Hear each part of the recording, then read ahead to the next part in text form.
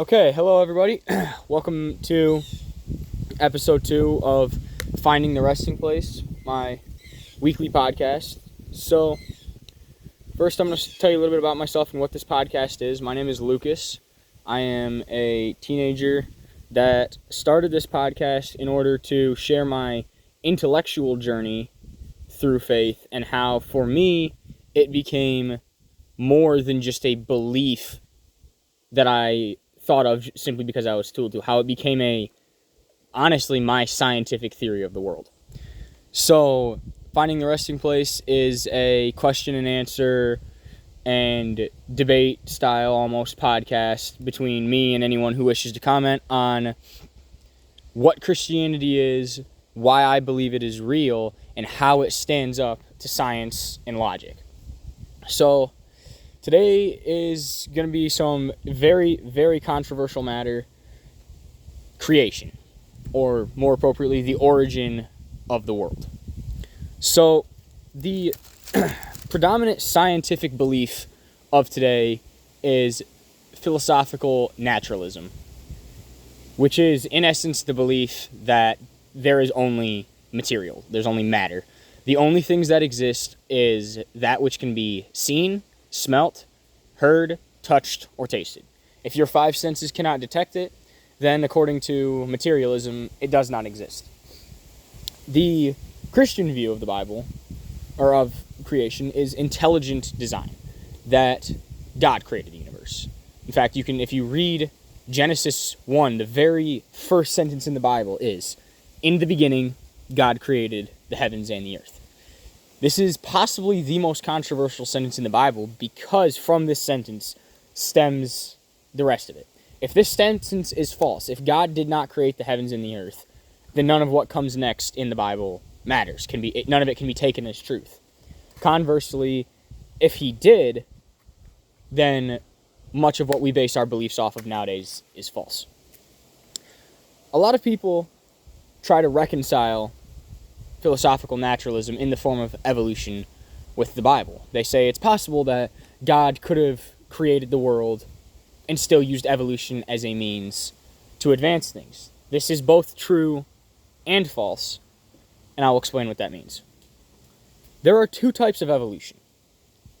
The first type is the kind we are all familiar with. It is called macroevolution in scientific circles, and it is the belief that one type of creature, through chance mutation, natural selection, and over a period of millions of years, can evolve into another creature. Apes become humans. Dinosaurs become birds. Mice become bats. This is, to most contrary claims by evolutionists, not a scientific theory. It cannot be tested. There is no evidence that says that it is true that has been found to be 100% real. Much of their evidence is false. Either false or distorted or even highly controversial to a point of it can be used as intelligent design evidence as well. The other type of evolution is less well known and is called microevolution. Microevolution is the belief that taking one species of dog, giving it hundreds of years of adaptation and breeding, then many species of dog can be created, but all species are still dogs. This is very well documented, and in fact can be seen in dogs. The dogs today, many of them are either crossbreeds of other types of dogs, or even artificially bred. It is believed that dogs originated as a domesticated version of wolves, some of which are still closer to wolves. For instance, huskies, pit bulls are more on the feral side of dogs. So, the important distinction between these two is that one of them is well documented while the other is not. Hundreds of examples of microevolution have been found. In fact, a quick search on the internet should be able to bring up dozens of papers written on this, dozens of treatises, anything that can describe it. Macroevolution is a different story, especially considered from the Christian standpoint. There are two main branches of Christian thought when it comes to the age of the earth and conversely the possibility of evolution. Young earth creationists believe that the Bible should be interpreted literally.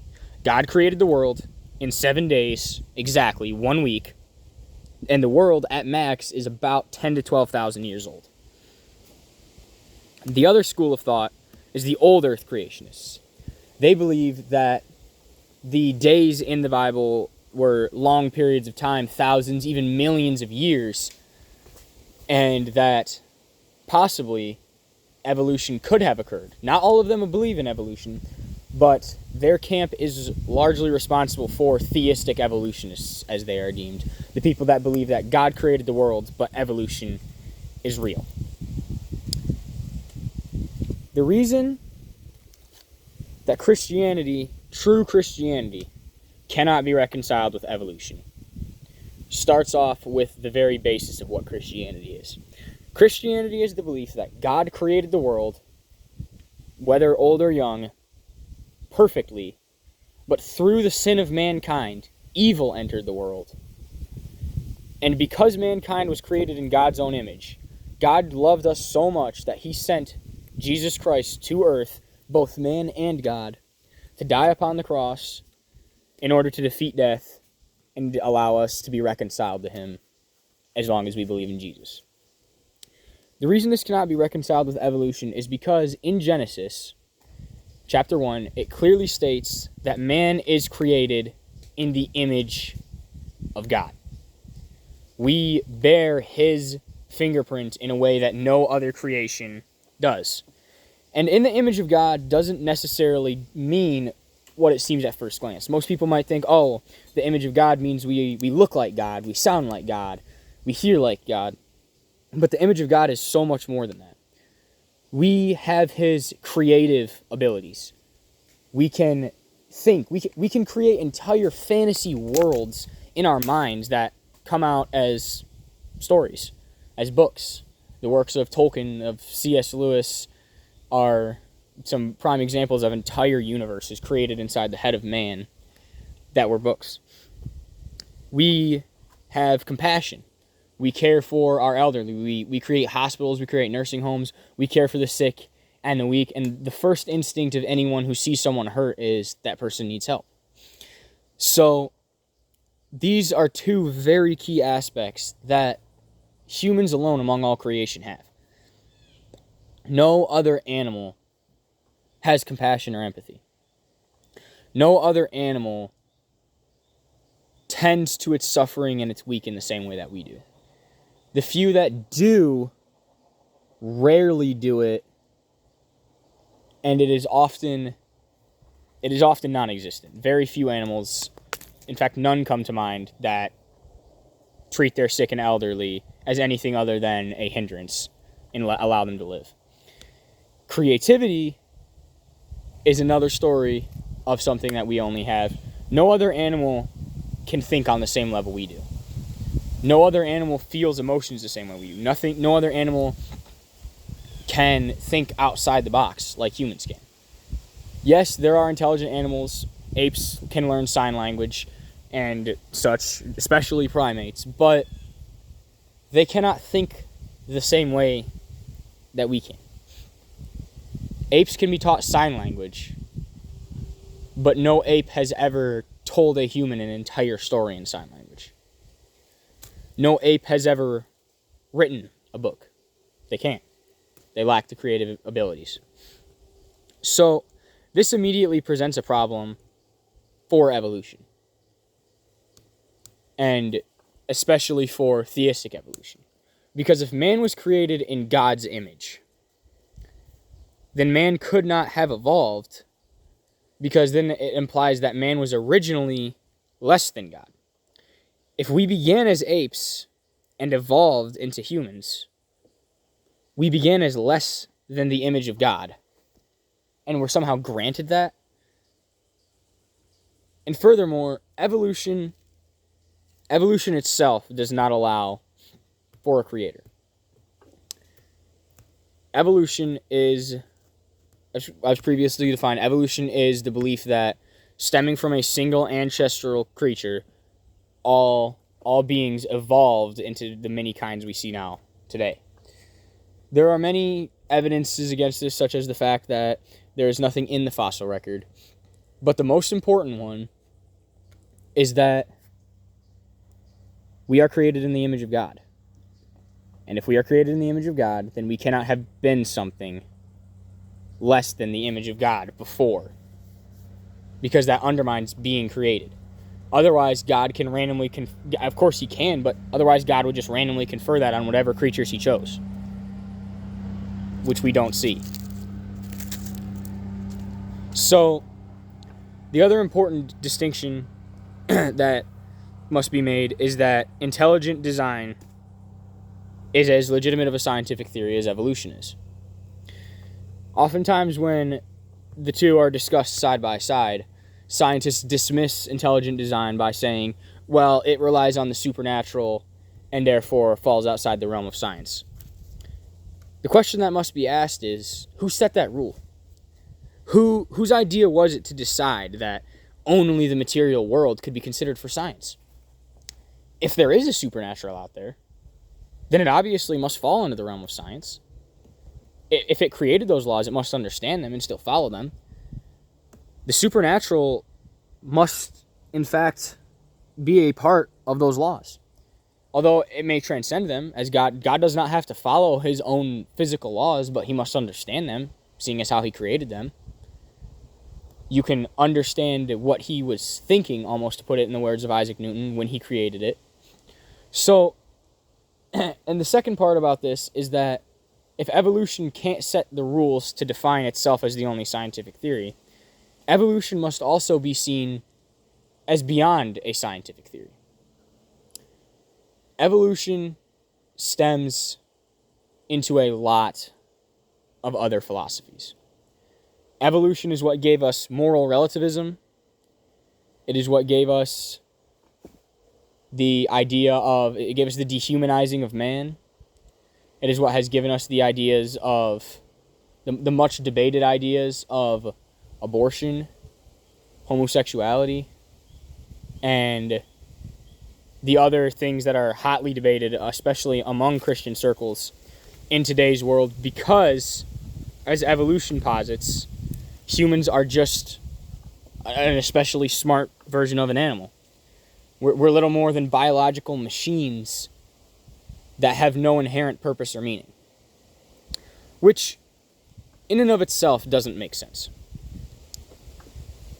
People who are depressed, or the people that cannot stand their situation, always answer the same thing when asked what their issue with life is. They have no meaning. They have no purpose. They don't know what they're supposed to be doing. If there really is no creator, if there is no designer, if there's no reason for existence, then we should not feel such a loss when we are unable to discern what our reason for existence is. Because there is none. Man should not be dependent upon purpose in order to be happy if man has no purpose. You cannot be dependent upon something if that something does not exist. It doesn't work. It falls apart. The system fails. If you attempt to create a computer system, let's say, that is dependent upon a certain type of software, if that software doesn't exist, what happens to your computer? It fails. It falls apart. It is no longer worth using because the system doesn't work. It relies on something that doesn't exist. It cannot falsely create that to exist, because if it's a fallacy, if that requirement for existence is false, it does the same as if it hadn't existed at all. Putting a substitute of purpose is no better than having no purpose at all, because in the end it's still meaningless. That's something that many a man has struggled with at night, knowing that despite how much meaning he attributes to his own work, in the end it means nothing to him. Even the words of the teacher in Ecclesiastes say the same thing. Nothing is new under the sun. Everything is meaningless. A vapor that passes away. So, the reason that intelligent design and evolution are on the same level is that both make a claim to the nature of ultimate reality. Intelligent design claims that the universe exists at the whim of a superior mind. That a God, that supernatural being, created the universe using his or her supreme intelligence to create the universe. And in Christianity, this intelligent supreme being is God. He created the universe in his intelligence. The evolutionistic view is that the universe is a random process. It comes, the Big Bang is often used to cite it, but either way, the universe is random chance. It means nothing. But let me ask you this. If, while walking through the woods, you were to encounter something like this, what would your first thoughts be? It's very symmetrical, ordered, like a hut. It has walls, an inner space, a roof. Is it really possible that trees could have simply fallen down and moss could have grown on this by chance? Does it seem logical to say that these bricks forming this chimney fell there by themselves? If you were to encounter something like this in the woods, I can almost guarantee you that your first thoughts would be to ask, who made this? Who? Not what. Who? Who is the designer? Is not the same thing also necessary of the universe? Our Earth is 93 million miles from the sun. The exact perfect distance necessary for life. Were we to be a few tenths of a percent further away, not enough of the sun's rays would hit us, and our Earth would be a ball of ice. A few tenths of a percent closer, and it would be too hot. And we would be a boiling lake of fire like our sister world Venus. The Goldilocks zone is what astronomers have dubbed it, and we are right in the middle. Is that by chance? Is it by chance that the arm of the Milky Way perfectly blocks us from the blinding glare of the center of our galaxy that allows us to have nighttime in order for us to rest our eyes and sleep, to give us the perfect proportions of dark and light necessary for health? Is it by chance that every human, whether he be a faithful religious person or a skeptical secular scientist, every human has within him a deep desire for purpose, for meaning, that no one can escape? Not even the most avid secular scientist can go 10 minutes through a discussion without bringing up the need for purpose, the need for meaning. It haunts our very souls. It is like a ghost that we cannot escape. No matter how hard we try, no matter what we put in place of it, the quest for meaning is always there. We have stumbled across, in the clearing of the world, we have stumbled across a universe that is so perfectly attuned to our needs that it supports us in a way that nothing else does. Over 1,000 extrasolar planets have been discovered, none of them with life or signs of life. None of them in the Goldilocks zone. None of them the right size. Earth is unique. We are the blue planet. Is that by chance? If you were to stumble onto our universe from another realm, would you think it was by chance? Or would you ask who created it? The second thing that goes against evolution in favor of intelligent design is the gene pool. There is only a limited number of genes that can exist within any given species. You have genes for your eye color, your hair color, your skin color, the length of your legs, how tall you're going to be, how strong your body is naturally going to build itself, whether you're going to have a wide framework, a thin framework. It is mainly genetic, whether you're going to be athletic or whether you're going to be something else, a nerd, whatever you want to call it. But there are only so many genes. There's a limited gene pool. There are several studies showing that the gene pool of any given species slowly decreases in reliability. So what this means can be explained through a closer look at genetics. At the end of so a human has 23 chromosomes. We'll start there. A human has 23 pairs of chromosomes, 46 individual ones, 23 pairs. There is 1% of your total genetics on your chromosomes have been determined to code for parts of your body. 1%. The other 99 take the form of two things. Either code that is usable but never read. This is believed to be used for repairing your DNA. For instance, when your DNA breaks, your body simply cuts the section out as it copies the DNA to build a new cell and edits it and adds the other parts in. The majority of this 99% of junk DNA is what it's called, is in the form of something called a short tandem repeat. Short tandem repeats are sections of code that not only are non-coding, they don't code for any known amino acid, but they're also repeated endlessly for long ways throughout your chromosomes. For instance, ATCG, CTTA, things like that, they mean nothing to your body. They're like gibberish almost in the language of DNA. And yet, there they are in our DNA, blocks of them over and over again. ATCG, ATCG, ATCG at the end of our chromosomes. Everyone has them. In fact, everyone has the same short tandem repeats, but in differing numbers. It's part of what makes us unique. The key part is that everyone's short tandem repeats are the same. Everyone. Except for people with mutations that usually lead to degenerative diseases. Everyone has the same short tandem repeats. As far as we know, there are the only ethnicities in existence are the ones we know of. I don't know all of the ethnicities, but you cannot create a new ethnicity. And if you did, it would still be human.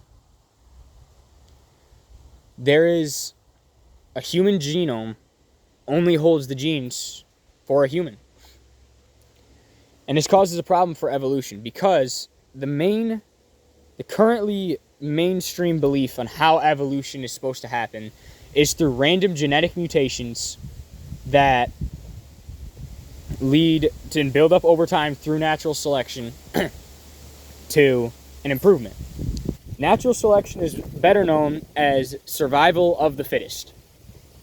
If two animals have two different mutations, the one that works better will survive, the other will die out. And according to evolution, these minor changes slowly build up over millions of years to form a new and entirely different species. So this is, in essence, an extrapolation of microevolution, in which minor genetic edits to a creature's DNA allow it to modify within its species to adapt. This is also known as adaptation. The trouble with this extrapolation is that, one, in microevolution, the genes used are already in that creature's gene pool.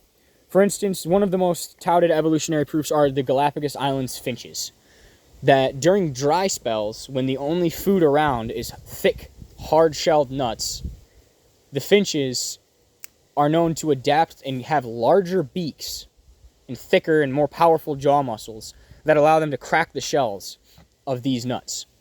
The trouble is that the finches already had beaks in the first place. So saying that over millions of years this could possibly turn the finches' beaks into the snout of a dragon, they already have beaks. They don't have snouts. And no one's ever seen a finch grow a snout after a long time. Another good example is flies subjected to radiation. These are often used by scientists for evolutionary testing because they have such a short reproductive and lifespan that millions of years in another species, such as a finch, can be replicated in only a year's time by a fly. The only mutations that we have been able to cause in said flies are harmful. Yes, we can make flies that have 4 wings instead of 2. That mutation simply gives the fly an extra dead pair of wings that slow it down. There are flies that have a natural mutation that have white eyes instead of red. These flies see far worse than their counterparts and usually last only a couple days before they are killed by some other fly-eating predator. The mutations that we are able to see usually get eliminated rather than preserved by natural selection. The survival of the fittest almost always favors either the original version of the animal or a minor change to the animal that leaves it within the same species. The Galapagos finches did not change species. Same exact finch, same color scheme. The only change was that their beaks grew larger. And in fact, when the rains returned and the food grew easier to get, their beaks returned to their normal size. They stopped having offspring with large beaks. They didn't need it anymore. It was a reversible example of microevolution. So, the problem that evolution has, there are 3 things. 1, the only reason it is treated as the mainstream version of science and intelligent design is ruled out is because it plays a game that it sets the rules to. If we are competing between intelligent design and evolution, then both should be taken on the same standard instead of taking the philosophy behind evolution and setting that as the benchmark. The philosophy behind evolution is that only matter exists. How does that philosophy become the one that we should accept? Why does evolution set the rules to the game? As a creationist scientist, could I not, in that case, say that I will only accept theories that have supernatural elements in them? It's the same thing. It is taking my worldview and projecting it onto my field and saying that it is the only one that is considered valid. The problem with this is readily evident. Science loses its objectivity if it is already playing by the rules of one or the other sides. So therefore, evolution cannot be treated as better simply because it is good science, because in reality it is no better science than intelligent design. It is just another scientific theory, and its dominance is achieved only through eradication of other theories through presuppositions of philosophy. The other important thing about evolution to remember is that there are 2 kinds: microevolution or adaptation, well documented, well studied, and very well fit within biblical. It is possible that God only created dogs, one kind of dog, one kind of cat, a couple kinds of birds, couple kinds of bugs, whatever, and that through adaptation to habitat, climate, they became the different species. We can look at it with humans. God created Adam and Eve, and yet nowadays we have white people, we have black people, we have Asians, we have Polynesians, we have many other ethnicities, many types of people. We have tall people, we have short people. It's no different. We are still all humans, but we are different types of humans. Just like a poodle and a Labrador and a German Shepherd and a pit bull, they are different types of dogs, but they are all dogs. So, microevolution, when discussing it, is a legitimate, well-documented scientific theory that for most purposes is true. It is true. It is a true biblical standing belief. Macroevolution cannot be reconciled with the Bible because it undercuts the importance of man, and because it relies upon a worldview that is very different from what the Bible posits. It relies on philosophical naturalism. There is only matter, and that through matter all things were created and all things continue to advance. Just as the opposite of what God says, that the world was created perfect, but through sin, everything will continue to get worse until Jesus comes to redeem us. Sin will spread. the devil will gain more control over the earth until God comes back to make all things new. So, as a true biblical, the Bible is the root of all knowledge believer, evolution, macroevolution, cannot be reconciled with faith. But it should be given equal scientific standing with intelligent design. Because while neither can prove that they are correct through science alone, neither can prove the other wrong as well. I do not believe in evolution. It does not fit with Christianity. But I was not there when the world was created. I believe that the creation account in Genesis is literal and true, and that God created the world, because the rest of the Bible is very accurate, and because God states that the Bible is the inspired word of himself. It is the inspired word of God, and therefore everything in it is true. And to a true believer, everything in it must be seen as truth. But I was not there. I don't have video evidence of it. I don't know of anyone who's built a time machine and gone back to the creation of the world. And so, just like an evolutionist, my claims on how the world was made must be taken on faith. But you must remember that science is not just about objective empirical data. Science is about observing the world around you, making hypotheses, making claims, testing them if possible, and if they cannot be tested, then, while they may not be fact, they are still can be truth. While you may not be able to prove something definitively through science, you can still believe it, because what's more important than proving something right is that, one, it is logically coherent, and two, there is nothing that proves it wrong. When I look around me, I see an amazing world full of complexity, perfect harmony, and the ability to survive and coexist in a way that materialism does not explain for me.